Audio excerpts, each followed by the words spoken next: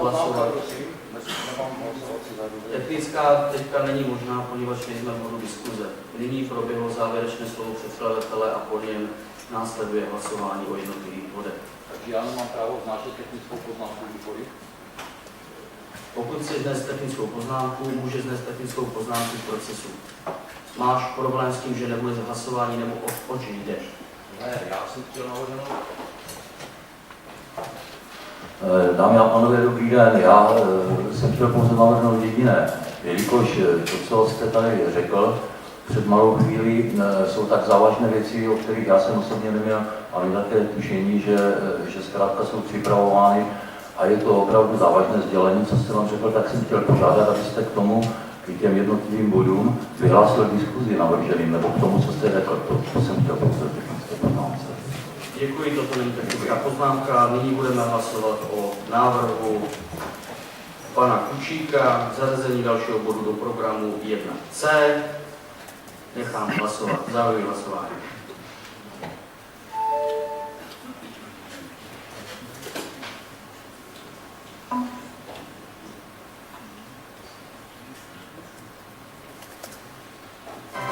Návrh nebyl přijat. Nyní budu dávat hlasovat o doplnění pana Konupky, bod 1D. Zahajuji hlasování.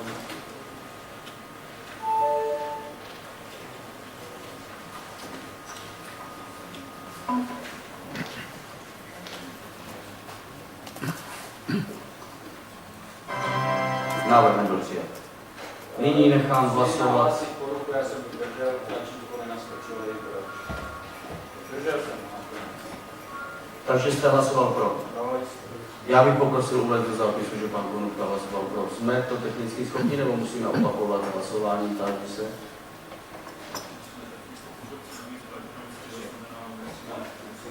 Dobrá, vyhlašuji toto hlasování za zmatečné, nechám o něm hlasovat znovu a prosím, aby všichni hlasovali podle svého vědomí a svědomí. Zahajuji hlasování v bodu 1D ještě jednou.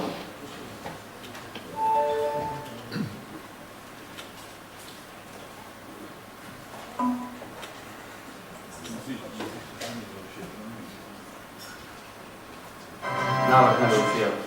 Nyní nechám hlasovat o návrhu pana Švejkovského, bod 1E.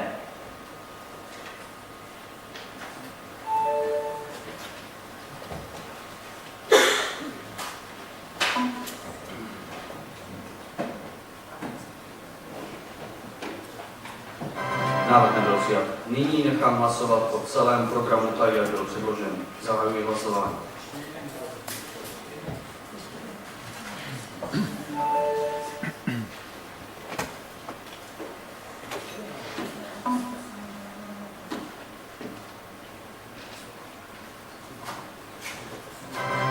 Návrh byl schválen 29 hlasy. Nyní se dostáváme do bodu 1b, určení ověřovatelů zápisu a volba volební komise. V této chvíli vyzývám členy zastupitelstva. Pane řídící, Věnujte nám prosím vás pozornost, my tady chceme něco víc a vy zkrátka si čtete svoje. Pane Merta, postupují v souladu s jednacím řádem. Když postupujete. já bych chtěl požádat o 20-minutovou přestávku za klub ODS. Tak jak to mám udělat? Tak to máte udělat, když si věnujete pozornost. Až se objeví návrh diskuze, tak se můžete přihlásit. Nyní, kdybyste mě neskákali do řeči, řekl jsem, že vyzývám návrhy z pléna na určení ověřovatelů zápisu. Objevila by se vám tabule, na které se můžete přihlásit s připomínkou a s přístupem. Takže ještě jednou. A prosím, neskákejte mi do řeči. Vyzývám nyní členy zastupitelstva města k návrhu na ověřovatele zápisu a nyní máte možnost se přihlásit a vznést požadavek. Pan Karel Dojček. Za klub ČSSD na ověřovatele zápisu navrhuji Pavla Sabelu a předsedu, člena volební komise. Pan Petr Adamus. Dobrý den, vážení kolegyně, kolegové, za klub KDU navrhuji pana inženýra Přadku. Děkuji. Pan inženýr Kučík. Tak jak jsem již řekl, já jsem musel požádat o 20-minutovou přestávku pro klub ODS. Ten scénář, který jste, pane řídící, uskutečnili, již před 4 rokem jsme předpokládali a je nám líto, že takto postupujete. Nezbývá mi tedy, než vyzvat všechny členy zastupitelstva, aby skutečně se ještě jednou zamysleli nad vážností situace a poskytli prostě podporu tomu, aby se na radnici něco pohnulo dopředu a problémy, které tady jsou, se řešily. Děkuji. Děkuji za váš komentář. V této chvíli vyhlašuji 20-minutovou přestávku na poradu klubu ODS. Jdeme se zde 9:00.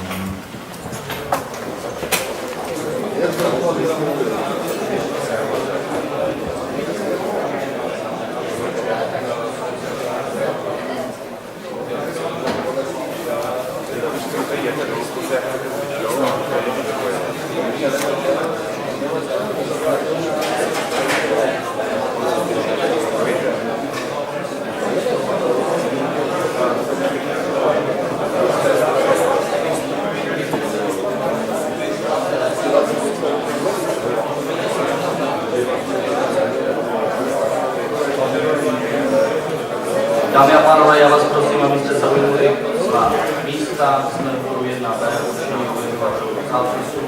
Omlouvám se za 5minutové zdržení, neboť tady zástupci klubu ODS se mnou dlouho diskutovali nad tím, že mají nějaké prohlášení, které chtějí něčemu sdělit. Nicméně si mi spousta lidí upozornili na to, že jsou s jednacím řádem se mohou zastupitelé vyjadřovat pouze k danému programu jednání, k danému bodu a tím je určení ověřovatelů zápisu. Upozorňuji všechny, že kdokoliv bude vystupovat k jinému bodu, který jsme nyní řešili, tak jsem v souladu s zákonem o obcích a v souladu s jednacím řádem povinen jej upozornit, aby tak nečinil, a pokud neuposlechne, jsem povinen jej vypnout. Já se obávám, že tato situace nastane, upozorňuji proto všichni předem. Pokud chcete diskutovat něčemu, co není v tuto chvíli na pořadu jednání, nechte si to do bodu různé, který bude následovat. Nyní má technickou poznámku pan inženýr Konopka. Prosím, máte slovo. Pane náměstku, já budu bezprostředně reagovat na to, co jste teď řekl. Vy jste tady vystoupil a netýkalo se to vůbec projednávaného bodu schválení programu. Vy jste tady měl osobní extempore na mnoho minut. Naprosto se to netýkalo našeho bodu programu. Vy si děláte, co chcete, odnímáte slovo zastupitelů a arrogantně řídíte toto dnešní setkání. Takže uvědomte si, že porušujete všechno, co v demokratické společnosti platí. Znovu říkám, vaše vystoupení nemělo nic společného s jednáním o programu. Vy jste zamítl náš návrh informace o situaci a přednesl jste tady mnoha minutový projekt, který vůbec nesouvisí ani s projednávaným bodem, ani s dnešním zastupitelstvem. Uvědomte si. Takže nemůžou pro vás platit jiné pravidla než pro nás. My jsme si vyžádali 20-minutovou přestávku a nyní po této přestávce chceme slovo a chceme se vyjádřit k tomu, co se v tuto chvíli v tomto sále děje. Takže vás prosíme, aby jsme mohli vystoupit tak, jak se přihlásíme do diskuse. A znovu říkám, hrubě jste porušil jednací řád svým vystoupením naprosto mimo projednávaný bod. Takže, pane Konopka, z vaší řeči jsem nepoznal, že byste něco navrhoval, tím pádem nevím, zda to byla technická. Nicméně, k tomu, co jste tady říkal, já jsem postupoval naprosto v souladu s jednacím řádem. To je váš názor. Já mám jednací řád, kde se jasně píše, že v každém bodu má předkladatel daného bodu nárok na poslední vystoupení poté, co je ukončena diskuze. Já jsem to učinil, takže teď jste tady všechny klamal a to se mi nelíbí. Ještě jednou zopakuji, když máme jakýkoliv program, proběhne diskuze je ukončena, tak každý předkladatel má nárok vzít si závěrečné slovo. Já jsem tak učinil. V souladu s jednacím řádem jsem ukončil diskuzi, do které již nebyl nikdo další přihlášen. Poté jsem přinesl své závěrečné slovo v souladu s jednacím řádem a vy nyní tvrdíte, že to bylo v rozporu. Takže není to tak. Technická poznámka, pan inženýr Konopka. Vaše závěrečné slovo, jak tvrdíte, bylo ke zcela jinému tématu. Nezneužívejte postavení řídícího schůze. Dělal jste to tak i minule, i předminule, zřejmě je vám to vlastní, ale uvědomte si, že my všichni tady nejsme pro vás. Zas to nebyla pěkná. Takže ještě jednou, pane Konopka. Projednávaný bod byl návrh programu. Vy jste přinesli 3 návrhy na změnu programu a já jsem vystupoval k těmto 3 bodům, kdy jsem říkal, z jakého důvodu jsou podle mého názoru bezpředmětné. Takže neklamte nás po druhé. Technická pan doktor Adam. Já bych se, dobrý den, dámy a pánové, já bych se přiklonil k panu řídícímu schůze, protože pan inženýr Konopka si nepamatuje v tom, nebo si možná nepamatuje, že všechny ty 3 návrhy byly směřovány vůči tomu, co v závěrečné řeči shrnul pan vedoucí schůze. Je to tak? Já děkuji doktoru Adamovi, nicméně jej taky upozorňuji, že to taky nebyla technická poznámka. Nyní je přihlášen do diskuze pan inženýr Kučík, prosím, máte slovo. Dobrá, tak já teda, jak vidím, schyluje se k tomu, že asi budeme v rozporu ve výkladech. Já jsem tady chtěl jenom říct zastupitelům, že o přestávce jsem se snažil pana řídícího schůze požádat slušně, zda bychom mohli přečíst krátké prohlášení klubu ODS. Pan řídící schůze Bohucký se neustále odvolává na jednací řád, který toto prý neumožňuje. Já si myslím, že nad jednacím řádem je vůle zastupitelů, takže já požádám pana řídícího, jestli tedy se zeptá zastupitelů, aby hlasováním dali mi možnost toto krátké prohlášení tady přečíst. Pokud ta vůle zde nebude, no tak se budeme muset nějakým způsobem tomu podřídit. Pane kolego, já se omlouvám, upozorňuji vás, že se nebavíte k projednávanému bodu 1 ověřovatelů zápisu. Já se ptát nikoho nebudu, pokud máte vy hlasovatelný návrh, můžete ho přednést. Já se nikoho tázat nebudu, takže pokud máte zájem, předložte hlasovatelný návrh, tak, aby jsme o něm mohli hlasovat.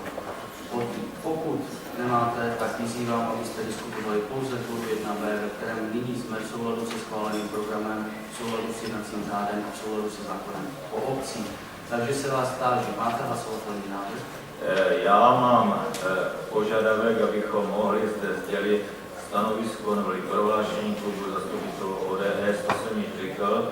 A pokud tedy chcete postupovat takto, jak jste naznačil, tak asi já se pokusím o to a budete muset bohužel jednat tak podle svého vědomí a svědomí. Takže přistupuji k prohlášení klubu zastupitelů. Pane Kučíku, já se omlouvám, nemluvíte k tématu. Nenuďte mě, abych vás musel vypnout v souladu s jednacím řádem. Klub zastupitelů ODS. Pane Kučíku, já se omlouvám, jsem povinen vás jeho návrhu. Další přihlášený je pan magistr Vojvodík. Prosím, máte slovo.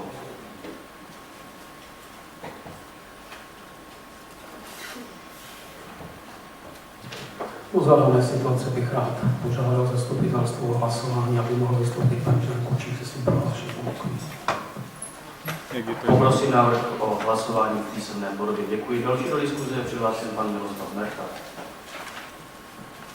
Takže jak projednáváme bodu číslo 2, asi toto nesouhlasím s navržením ověřovat, nebo s navrhovanými jmény, která budou přednesena jakožto ověřovatele zápisu a zdůvodním to proč. Pane zastupující primátore Kobucký, vy jste teď prokázal opravdu to, co je vám celou dobu vlastní, po dobu, kdy vedete tyto schůze. Již téměř půl roku není přítomen pan primátor. Já osobně nevím proč. Nevím proč. Vy máte právo se vyjadřovat jakožto předsedající schůze ke všemu, co je zde říkáno v závěrečné řeči. Ať tvrdíte polopravdy nebo lži, Pane Merta, ať hovoříte k tématu, zdůvodňuji, proč nebudu hlasovat pro ověřovatele zápisu. To je projednávané, nebo ne? Mám právo zdůvodnit svoje rozhodnutí nebo ne? Tak